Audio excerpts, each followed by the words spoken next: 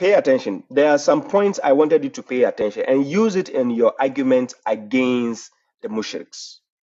Please use it against the mushriks. When you are making an argument, when you're having an argument with the mushriks, please use it against the mushriks.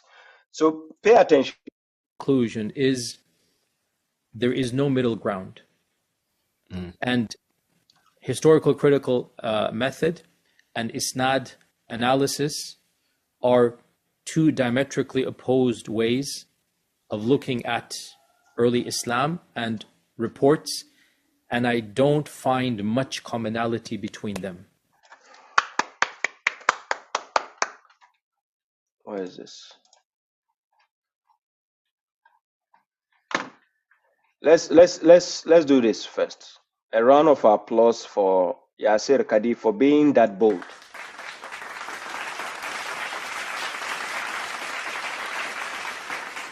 That is a bold statement, by the way. This statement he made is a bold statement, but let's go forward.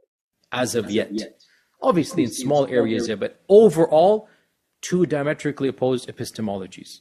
Thank you. That having been said, therefore, one will have to navigate the religious side of things if you are a believing Sunni, Hadith believer, in a different epistemology. And when you are arguing in the academic world, you'll have to use a different epistemology. So in some areas, there's good, healthy overlap. In some areas, we'll politely agree to disagree. And in some areas, they're diametrically opposed. This is my preliminary analysis. And this is when the sectarians bring you certain hadiths when it happens to be in conformity with what God says, and they think they have the urge to tell you that, oh, you have to accept all the hadith books. What? Just because you say something which is in line with the Quran doesn't necessitate your book is from God. This is the logic they don't understand.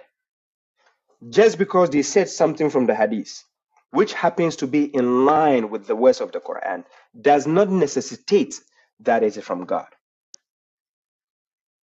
So our claim is, if it is not from God, we don't need it. That is what we are saying. These people will be bashing Yasir Qadih for this. They did it to him before. He mentioned this when he says they had holes in the narrative. They attacked him for it. Muhammad Hijab and so on, they all came for this guy's neck. Uthman Farooq and so on, they all came for this guy. And this guy, this video again, please, the Muslims of the Quran alone community, let's make this trend so that the mushriks will see it again and go for him. He is part of them. So let them handle him. It's none of our business. I would love to be proven wrong. And I would love for somebody to come and say, no, you are absolutely incorrect. And we can prove hadith via the historical critical method. And this is how we do it. So this is my line of argument. This is what I like about challenge and argument. This is what it's about. That is why Musa alayhi salam had to go and face Fir'aun and his magicians to establish the truth. You say somebody is wrong, go and sit down with the person, present your evidences. Then the person will present his evidences. Then we will see who is wrong. That is the line of argument Yasir Qadih is proving right now. He would love to be proven wrong. This is how to establish the truth. And this is what Baba Shoaib represents. When you are bringing an evidence, you are bringing an evidence to wipe out the falsehood. So if they are going to say Yasir Qadih is lying, the best thing they should do is sit him down, present the evidences. You don't just stand far away and tell him he's wrong. You get the point? You don't just sit somewhere and say, oh, this guy is a kafir because he rejected the hadith. What? Muhammad Hijab himself told you they, the mushriks, the Sunnis, are the biggest hadith rejectors. I'm not joking. The video is there. You have it on my reels and shorts. He says they are the biggest hadith rejectors. And I would literally thank that person and be the first to buy the book and love to see it. This challenge he is putting out there is a dangerous one, but he didn't do it with on top of his voice so that it doesn't sound like he's attacking his own people. Yes, peace, Melanie, you're welcome. He did it this way so that it doesn't sound like he's attacking his own people. You know, the sectarians are his own people. So he has to do it, he has to say it nicely. That if anybody can prove him wrong, then he's willing to support the person and buy the person's book because he knows they don't have it to prove him wrong.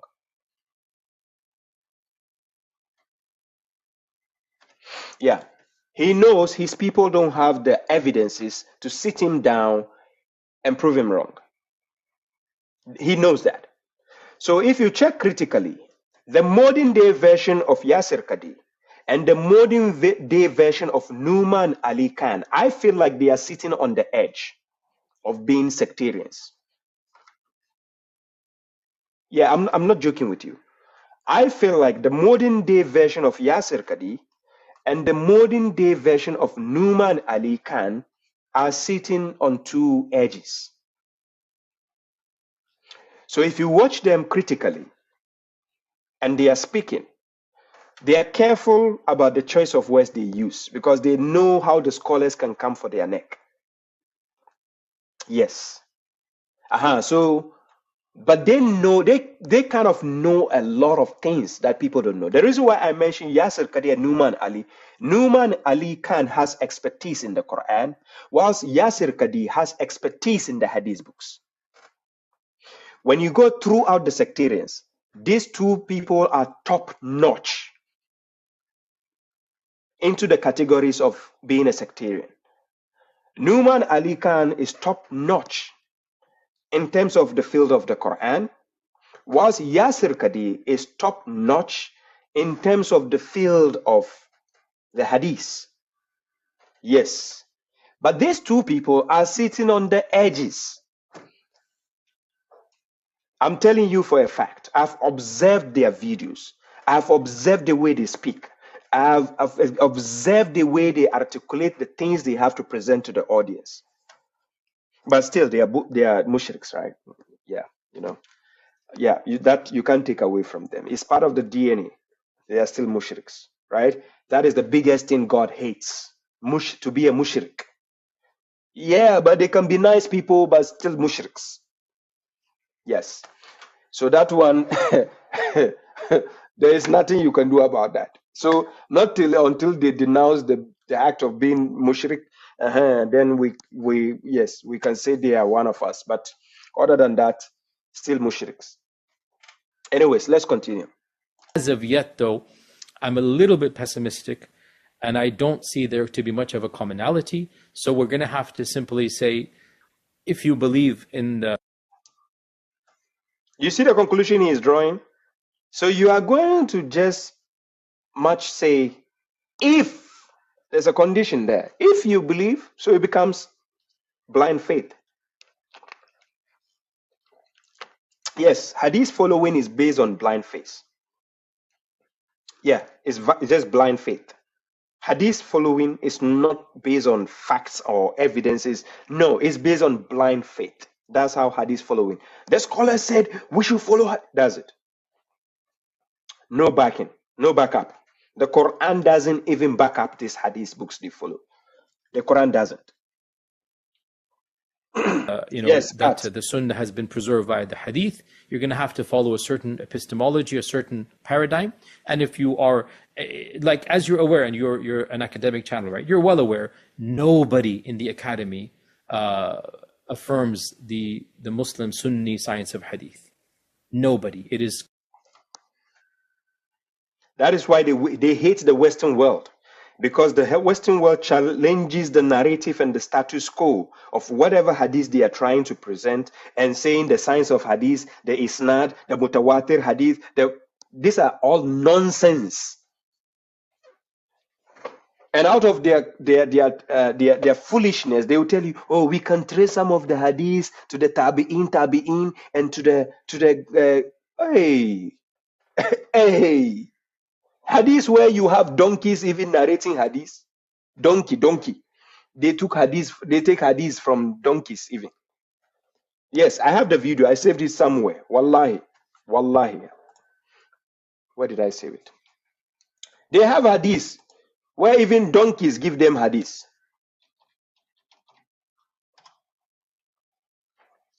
I don't know where I saved it. Wallahi, I'll find the video. I'll find that video. A donkey narrating hadith. Can you imagine?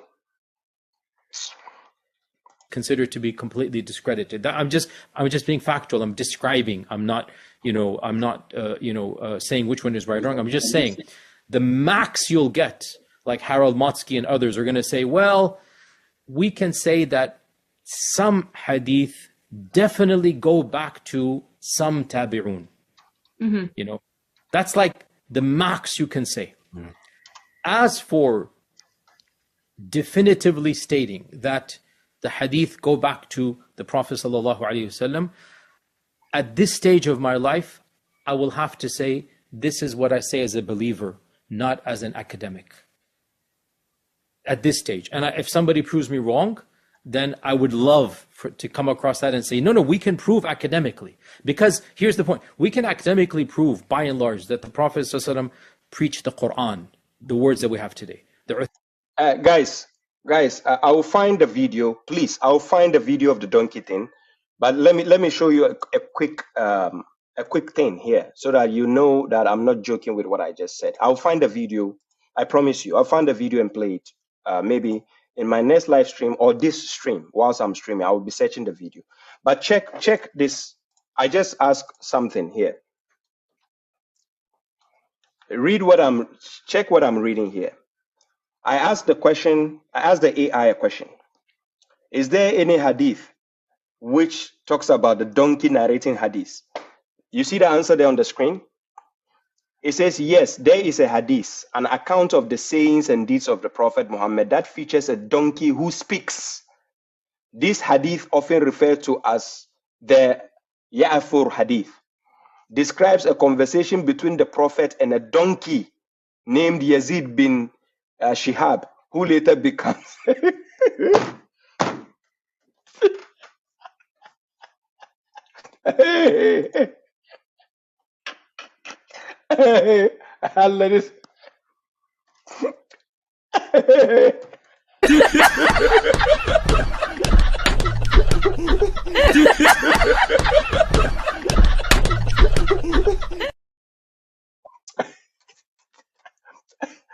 Guys, wallahi, God bear me witness. I'll find the video. I'll play it here. You will see the scholar saying it. A top scholar from the Middle East. He said, how can anybody in his right senses take these people seriously?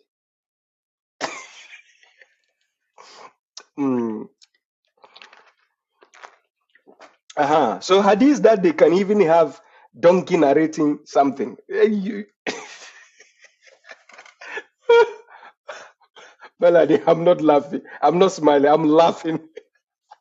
This warrant laughing, not smiling, please. Smiling is when somebody tells, oh, you look nice, then I can smile. This, I'm laughing. I'm laughing my lungs out.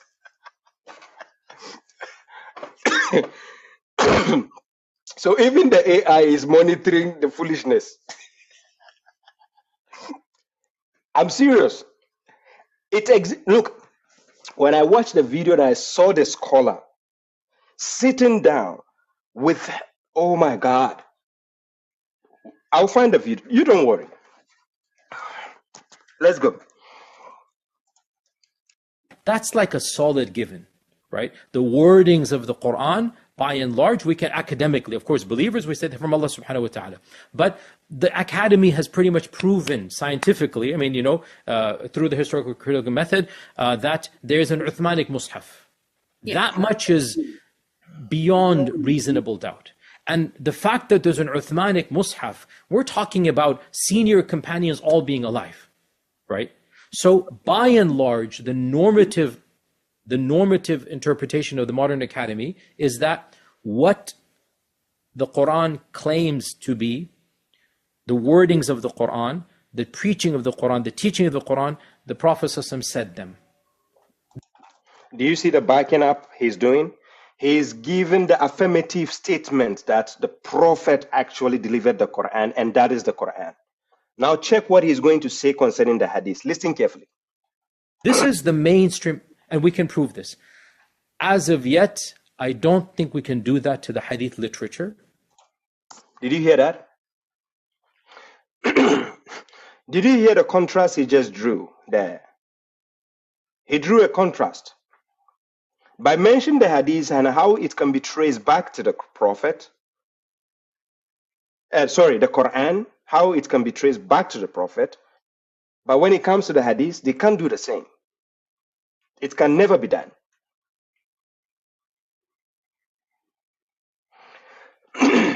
And we're just going to have to understand these are two different epistemologies. So when I become Sheikh Yasir and I go and preach and teach, I will quote Sahih Bukhari and I will quote Sahih Muslim and I will say قال الله قال رسوله صلى الله عليه وسلم, and that's the preacher.